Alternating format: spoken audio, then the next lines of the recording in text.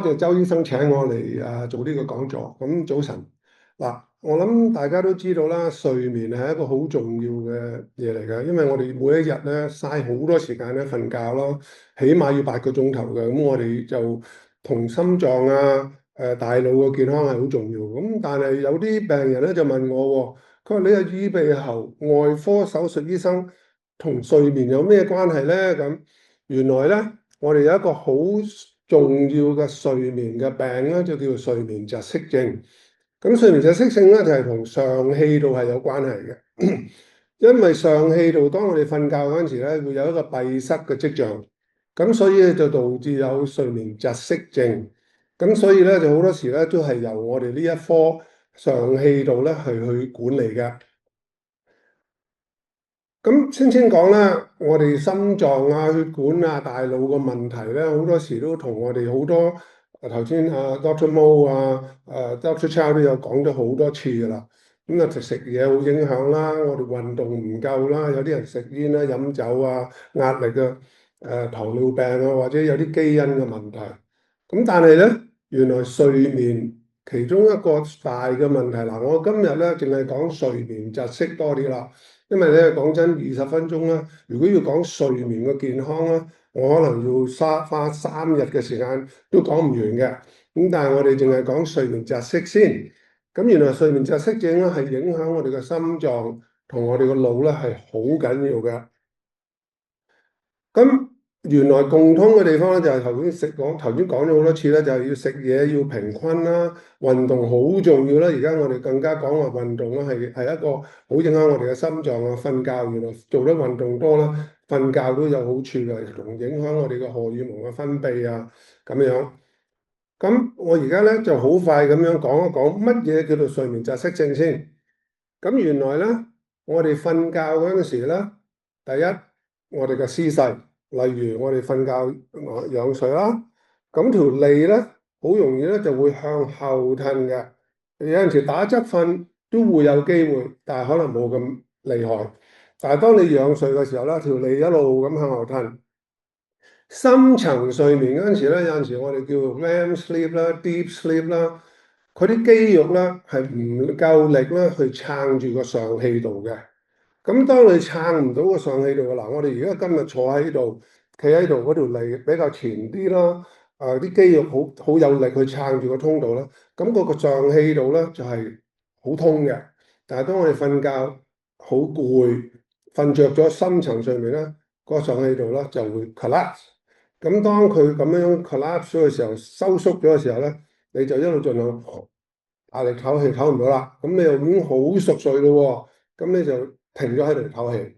咁有陣時停少少都唔係最重要，但係我哋發覺咧，如果停得太多10秒、20秒以上咧，就好大問題啦。咁而家我哋每1分鐘唞氣，目的係咩啊？係養分啫嘛。係，咁嗰啲氧啦，要去個心臟啦、所有啲重要個器官啦。咁但係你個養分一唔夠咧，就會一路咁降低。一陣間我就會解釋俾你聽，低氧係點樣影響啦。咁你就睇到頭先呢個圖咧，就係嗰條脷啦。如果我垂直嘅時候，嗰條脷咧，你睇到啦係好直嘅，空氣喉嚨嘅通道。我哋嗰個所謂叫做上氣道啦，就係由個鼻哥開始呢個層呢個位呢一層嗰度咧，就一路落到喉嚨個底嗰度嘅。我哋落到去喉嚨個底嗰度咧，我哋就唔係好擔心噶啦，因為嗰陣時咧去到嗰度咧有條呢度好硬嘅支氣管啊，咁嗰條支氣管咧就唔會收縮嘅。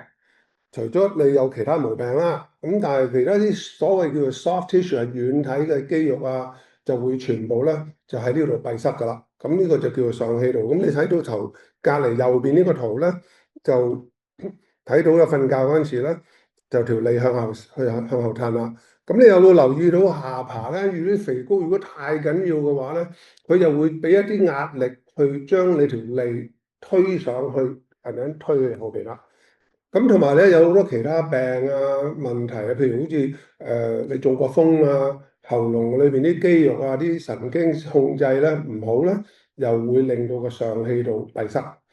咁好多時咧，嗰啲病人嚟揾我咧，就係咩情況之下咧，就好多時咧個 partner 就話隔離嗰個太太就話，或者丈夫就話你打鼻鼾都好緊要。咁有啲人咧打鼻鼾咧就顯示個上氣道咧個通道已經窄咗啦，啲肉係咁震。但係打鼻鼾都唔係等於睡眠窒息。但係有啲人話，喂，我個partner 話我本來打鼻鼾好犀利嘅喎，咁但係而家我冇咗鼻鼾，好嘢，我好翻晒。其實呢個係一個壞消息嚟嘅。點解咧？因為你打開個通道，半掩道門咧就好多聲，但係你越嚟越塞咧，個通道越嚟越窄咧，就連聲都冇埋啦。咁所以咧冇咗鼻鼾唔係表示你好翻，OK？除非你瘦得好緊要，咁你由鼻鼾有到變冇咧，咁可能係一個好事。咁你肥啦，過重啦，呢個係好大嘅問題嚟㗎。咁睡眠窒息有咩問題咧？而家就講翻心臟路啦。咁你記住，我哋頭先講話你養分唔夠喎，點樣問題咧？咁第一件事咧，我諗啊 Doctor Mo 我要由 Doctor Mo 去話俾我聽呢啲啱唔啱啊？就當你個養分好低嘅時候咧，個身體咧第一件事個心臟咧就話我唔夠氧，個血裏邊唔夠氧啦，個心就要大力泵嘅。咁我哋每一日日常生活已經好辛苦啦，又 stress 又翻工咯，咁啊心跳又升高咯。咁你都希望翻到屋企咧，個心臟咧慢慢舒緩落嚟，唔好大力泵。咁如果你去到50幾60歲，但係已經日日都係咁泵，翻到屋企到夜晚黑休息嗰陣時，個泵咧都繼續係咁泵，因為佢話個養分唔夠。佢話喺嗰啲血氧唔夠，佢唔知道點樣做啦，唯有就大力泵多啲。咁一路泵啦，就影響你嘅心臟嘅功能啦。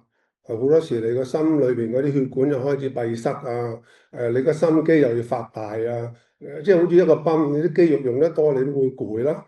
咁個心房咧就開始有問題啦。咁嗱，我就唔係一個心臟醫生，咁點樣跟住長期咁係咁亂咁泵到個心壞咧？就麻煩你哋問下 Doctor Mo 啦。OK，咁啊即係推卸責任啦。咁好啦。咁你又諗下喎？你如果你冇氧去到個腦，我哋每一分鐘都有好多細胞會死亡嘅，即係真係腦細胞死嘅，真係工作繁忙。咁你養分你一路保持佢個健康嘅，咁你長期開始講唔講係冇氧，講唔講冇氧，咁個心嗰個腦裏邊啲神經線係會衰退啦，會退化啦，甚至乎咧，我有陣時照咗嗰啲叫做磁力共振。影睇到個腦咧，原來有啲白點嘅，咁即係話咧，嗰啲腦嗰啲養分去到嗰個位置冇咗，咁就枯萎咗，咁即係變咗就有啲白點走咗出嚟啦。咁你個腦全部都係好重要嘅交流噶嘛，左邊右邊神經線咁，咁你冇咗啲神經線，冇咗啲腦部冇某一個部分，咁你大家唔溝通咧，就開始會咩老人痴呆啦。開始個人容易忘記嘢啦，咁啊太太話你有冇搞錯啊？點解你同你講嘢你都唔知個反應咁慢嘅？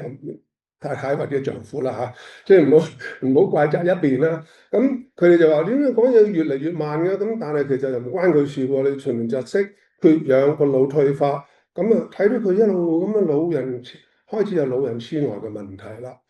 咁另外一樣嘢就會你養分唔夠。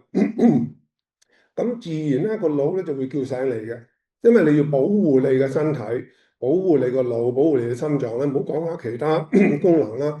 咁你每一晚咧，我哋瞓覺咧就有第一層、第二層、第三層嘅睡眠啦。咁去到第二層咧，你已經窒息啦，養分低咗啦，咁啊即刻又叫醒你。咁變咗咧，你從來成晚裏邊咧，好多時咧都去唔到深層睡眠啦。咁有陣時係醒啊，咁所以有好多時啲病人咧同我講，佢話我真係唔知點解，我又唔係好多尿，但係我要起身，起身之後咧你就覺得急尿，跟住咧就要去洗手間啦。咁所以變咗咧頻尿咧係一個好大嘅問題嚟嘅，咁變咗不停咁起身咧去洗手間，咁跟住咧唔使講啦，個心大力係咁泵，大力係咁泵啦，咁你嗰啲血壓就開始唔正常。咁有陣時啲心臟醫生 send 過嚟咧話。呢個病人血壓好高，本來40幾歲都高，50幾歲無端端高，新嘅 new onset hypertension 咧都係個問題嚟㗎。同埋我哋係咁加藥，都仲係好高喎，有啲問題啦。咁原來係缺氧啊、窒息啊呢啲咁嘅嘢，甚至乎內分泌科醫生有陣時同我哋講話，佢啲糖尿控制得好差。點解咧？缺氧咧係影響我哋嘅腦，腦咧裏邊有好多影響係我哋嘅分泌落荷爾蒙分泌啦，甲狀腺荷爾蒙分泌啦，血糖嘅分泌啦，咁即係乜嘢都影響埋，咁又影響埋我哋嘅糖分啦。嗱，一陣間我又想講一講喎。點解瞓得唔好會黐肥咧？咁原來咧，我哋瞓覺個時候咧，有啲嘢咧係會影響我哋嘅荷爾蒙嘅分泌，影響我哋嘅insulin 嘅 sensitivities，影響我哋對糖分嘅吸收。咁當你瞓得唔好，唔好講話失眠嗰個問題咧，就失眠嗰個問題係另外一個好大嘅 topic 啦。咁如果你睡眠窒息，成日都窒息醒，咁你瞓覺嗰個深層睡眠都冇埋啦，咁所以咧就會影響埋呢個荷爾蒙分泌。荷爾蒙分泌咧，佢就變咗你個吸收，食咗少少嘢。有啲病人話俾我聽，我食好少嘢，但係我都肥啊，我盡量做運動都減唔到肥，就係呢個其中一個好大嘅原因啦。咁肥有咩唔好處啊？你啲肥膏喺個下巴嗰度，雙下巴，咁我年紀老咗，雙下巴冇計啦。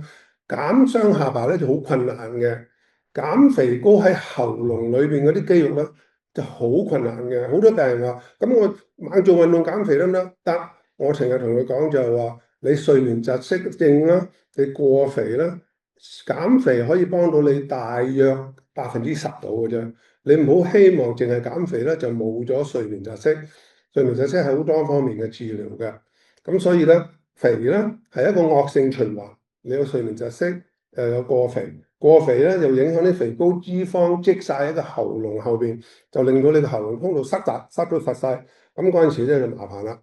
咁一陣間我就會講點解我哋睡眠專科，我係一個耳鼻喉外科手術醫生，有關我事。咁一陣間我解釋俾你聽啦。咁嗱，呢個圖咧就好複雜嘅，咁但係其實都係一句講晒：你缺氧，你缺氧啦，就影響個心臟，個心臟大力泵，唔夠養分去個腦嗰度就大力泵，唔夠氧啦，個心臟裏邊咧就泵咗上去咧，就谷行嗰啲血咧，就可能令到你啲血管喺個腦裏邊爆裂，因為啲血管咧就會開始積咗啲肥膏啊，裏邊有啲個窩。個血管嘅窩嗰度又唔夠力裂，可能爆裂啊咁好多好多方面嘅嘢。咁睡眠窒息，即係我哋已經講咗啦。咁嗱，你啲好明顯，你會睇到呢個圖咧，就係你個越係肥啦，即係由左手邊個圖，你會睇到你越係肥咧，嗰個睡眠窒息嘅指數咧就越嚟越高啦。你會睇到我哋即係呢個問題咧，西方人咧都係一個同一個問題，但係我想 show 俾你睇呢個圖啦。你隔離睇唔睇到一個紅色個巴，就係我哋中國人，因為我幾年之前咧，我哋做咗一個研究，就我哋睇下到底外國人即係西方人啦，同我哋華人咧有冇分別咧？咁原來咧我哋發覺啦，如果同一個重量嘅人，我哋做一個睡眠測驗，一個係外籍人士，一個華人，我哋發覺華人同一個重量咧，個睡眠窒息嘅嚴重性咧係高過西方人嘅。呢個情況咧係男人又係，女人係更加厲害。女人即係話，如果你係中國嘅女性，比起一個外籍嘅女性咧，睡眠窒息同一個重量咧，你係嚴重過外籍人士好多嘅。咁原來咧，因為我哋好多時發覺佢個上氣道咧係特別窄，我哋個下顎咧係比較短，咁同埋條脷咧向後褪嘅機會係高，咁所以咧全部呢個問題咧就係由個鼻哥落到去中間呢個中間點嗰個氣管嗰度咧，係全部係有關係啦。咁我哋有睡眠窒息，頭先我所講，你覺得有話有打鼻鼾啊，起身屙尿好多啊，個人好特別疲倦啊，應該點做咧？咁當然啦，去同家庭醫生講啦。咁跟住家庭醫生咧就會 send 佢過嚟咧，去專科醫生去做測驗。咁而家做測驗咧，好多時咧就喺個 lab 嗰度做。咁但係個 lab 咧就要過一晚嘅。咁係點樣做咧？就去到個 lab 嗰度8點零、7點零、8點鐘咯，就黐晒啲電線。咁你就話吳醫生，你黐線嘅，我黐晒啲電線點瞓咧？咁你哋唔使擔心，因為咧你嗰晚咧好多時咧都會瞓着一啲時間嘅，唔會瞓到好似屋企咁。又唔係，因為你唔係要張床，又唔係你個枕頭，又唔係你個環境，咁你又好緊張。咁但係好多時你瞓着咗嘅時間咧，都會足夠俾我哋去睇到你有冇睡眠窒息症啦。咁咧，我哋跟住咧個 technician 咧就會睇到啲圖啦，腦電波啦，你呼吸嘅氣有冇唞氣啦，甚至乎你嘅腳咧有冇喺度喐下嘅。因為有陣時缺氧啦，係會弄到你嘅腳咧係亂咁踢。咁所以好多時有啲人就話俾我聽，佢話我老公啊，我太太啦，OK，佢就我成日都賴啲老公。咁佢又話：誒係成日都發惡夢啊，半夜起身扎醒啊，又爭我一錘啊咁。原來你瞓覺瞓得唔好啦，你又發夢又亂晒龍嘅。咁又有一個另外一個睡眠嘅病咧，我哋叫佢做 parasomnia，就由發夢咧，本來發夢嗰個人癱瘓晒，喐都唔喐，定係好似僵屍咁癱咗喺度。點知嗰啲人咧有呢個病咧，就將佢交叉咗。個發夢嗰陣時咧，就俾啲息落去啲肌肉，咁啲肌肉就話：我發夢去追人啊、打人啊、有鬼啊咁。咁佢就連隻就以為隔離嗰個瞓覺嗰個就係鬼，咁就打佢一嘈。咁啊呢啲情況咧就有啊，咁但係我又係講啦，起碼3日都講唔完嘅。好，OK，咁而家好快咧，而家得翻我睇到個圖咧，得翻2分鐘，咁我就話俾你聽，睡眠窒息嘅點樣治療咧？我諗大家都聽過啦，差唔多全世界人都用好多噶啦，就一個叫做 CPAP 機啦，或者叫正氣壓呼吸治療器。咁點解嗰個嘢重要咧？其實嗰個咧佢就唔理你發生咩事，佢唔理你咩地方塞住，你唔理你係咩原因啦，唔諗啦，佢就將啲氣係有啲氣壓就吹落你個鼻或者吹落你喉嚨，經過你嘅喉嚨個鼻咧，就去到呢個位置度啦，就將你個通道吹開佢。咁你唔理㗎啦，咁嗰個責任咧就係我啦。咁我就要睇你用個氣壓嘅度數有幾高啦。我哋需要睇嘅度數咧，唔係話好高嘅。我哋好嗱呢樣嘢，我要讚我自己啦。因為咧呢個唔係話咁簡單嘅嘢㗎，我唔可以校得太低啦，因為太低嗰啲空氣吹到呢度停咗。派得太高咧，就過咗你個氣道咧，落咗你個肺，咁你翻到嚟你話我哇，我個肺脹起晒，個肚又谷起晒，冇用嘅，唔用。咁所以就呢個係一個要特別嘅調教去做一個儀器，你去用呢部機啦。咁我咧嗱呢部機，我諗大家都要睇到啦，係一部機等喺個床邊，跟住就吹啲空氣入去，有條管等個罩吹落個鼻，吹落個喉嚨嗰度，有幾種不同嘅罩嘅，有啲有個窿，兩條管吹落鼻哥，有啲吹個鼻哥同個口，有啲淨係吹個口，有啲係成個好似消防員咁成個面罩咁啊，就好重要咧，就係你哋要揀一個比較令到你舒服嘅，嗰個就唔係我去幫你揀。但我個負責任咧就係揀個度數嘅啫。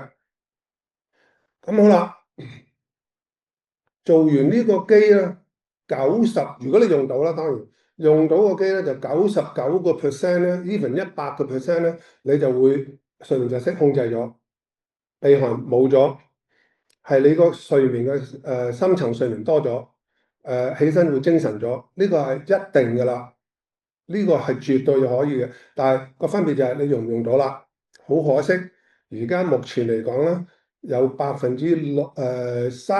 至40%咧係長期嚟講咧，都有啲人都話，唉，嘥氣啦，我唔想用啦，好辛苦啊，好唔習慣啊，或者呢個係一個而家安高嘅一個問題嚟嘅。咁而家我係個手術醫生啦，咁而家有啲好多新嘅手術嘅技術係可以幫到你嘅。一陣間我好快講一講。但係你睇到左邊個圖咧，就睇到啲總之係唔正常啦嚇，好難解釋俾你聽。咁你睇喺右邊咧，啲黑點就冇晒嘅，因為每一粒黑點咧就係你嘅睡眠窒息嘅時間。咁由好多黑點到冇黑點。一句講晒，好翻晒，帶咗機，OK。咁啊手術做咩咧？簡單嘅咧，如果你有個扁桃腺好大粒塞住你個喉嚨，簡單啲嘅手術。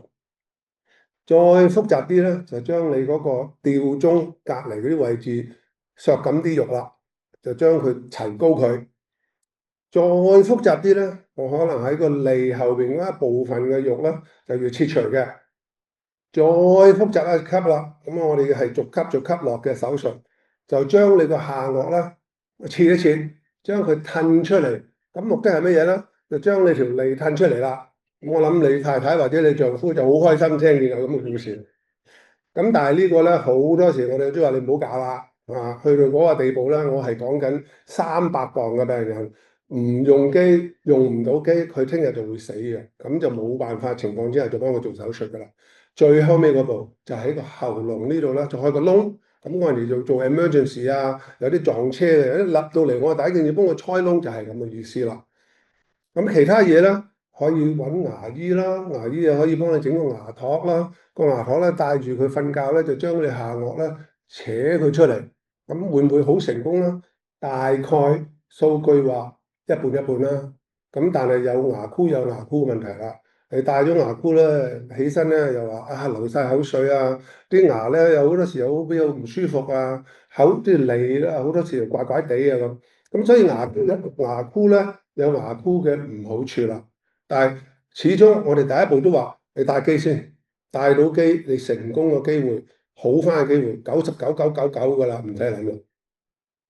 咁牙箍好似係咁上下嘢啦，咁係啲特別嘅牙醫，千祈唔好上網自己整個牙托，因為嗰啲係呃人嘅。你買咗之後50蚊，有啲人去俾200-300蚊買嘅，嘥錢，唔好諗啦。仲有好多病人話我，咁你講咗 CPAP 機啦、牙托啦、手術，仲有啲咩好？仲有啲咩做？可以話俾你聽，減肥做運動。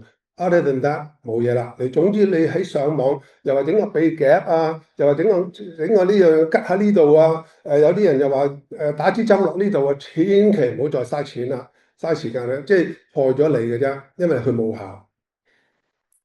咁你睇到呢個圖啦，左邊咧就話嗰個下顎同埋條脷咧就褪到喺後邊，你戴咗個牙套咧就稍為幫你個條脷同埋啲下顎褪前少少。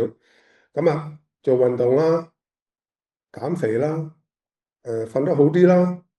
咁最後咧我就體重啦，唔好好多病人都話俾我聽，佢話我做下拉筋得㗎啦，OK 嘅，其實唔係，好重要。係多方面嘅治療，多方面嘅體重管理，應該做適當嘅運動。你做錯運動，盞害咗你自己。食嘢，營養師俾你嘅 suggestion 啊，教你做運動，應適當嘅運動，心臟嘅運動，點樣肌肉嘅運動。